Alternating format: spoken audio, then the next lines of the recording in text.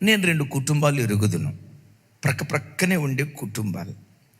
యువతుల కుటుంబం ఆర్థికంగా సంపన్న కుటుంబం.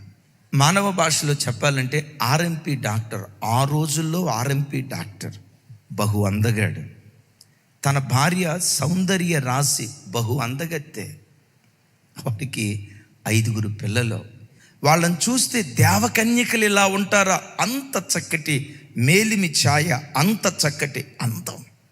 ఆ ప్రక్కనే రెక్కాడితే కానీ డొక్కాడని కూలివాడు ఉన్నాడు. ఆయనకు 6 పిల్లలు, డాక్టర్ గారికి 5 పిల్లలు. ఏం జరిగిందో తెలుసా? ఆ డాక్టర్ గారు తాగి లివర్ పాడై, అర్ధాయుష్తోనే పాడై డాక్టర్ గారు చనిపోయాడు. డాక్టర్ గారి కడుపున పుట్టిన పిల్లల్లో 2 ఆడపిల్లలు ఎయిడ్స్ రోగంతో చచ్చిపోయారు. 2 కొడుకులు. నేను విన్నాను, డ్రైవర్లుగా పనిచేస్తున్నారట. తండ్రి డాక్టర్, కొడుకులు డ్రైవర్ అయ్యారు. ఆ ప్రక్కనే పేద కుటుంబం. ఆయా ప్రాంతాలకు వెళ్ళి ప్రొద్దున్నే పొలం పనికి వెళ్ళి రూపాయి తెచ్చుకొని కుటుంబాన్ని చక్కగా జాగ్రత్తగా చూసుకుంటాడు. ఆయనకున్న మంచి కృప ఏంటో తెలుసా? తాను ఇంట్లో నుంచి బయటికి వెళ్ళడం, తన పిల్లలను బయటకు పోనీయడం. దినాలు అట్లా జరుగుతున్నాయి. ఆ కూలివాడి కొడుకు ఈరోజు గెజిటెడ్ ఆఫీసర్గా డాక్టర్గా ఉద్యోగం చేస్తున్నాడు. ఆ కూలివాడి కొడుకు టీచర్ అయ్యాడు. పక్క కుటుంబాలే. ఎందుకు ఈ కుటుంబం పతనమైంది? ఆ కుటుంబం కట్టబట్టడానికి కారణం ఏంటి? ఓ మంచి నాయకత్వం. వాక్యం వింటున్న తల్లి, సూటిగా నిన్ను ఒక ప్రశ్న అడుగుతా. నేను నా ఇంటికి ఓ మంచి నాయకురాలినయ్యా.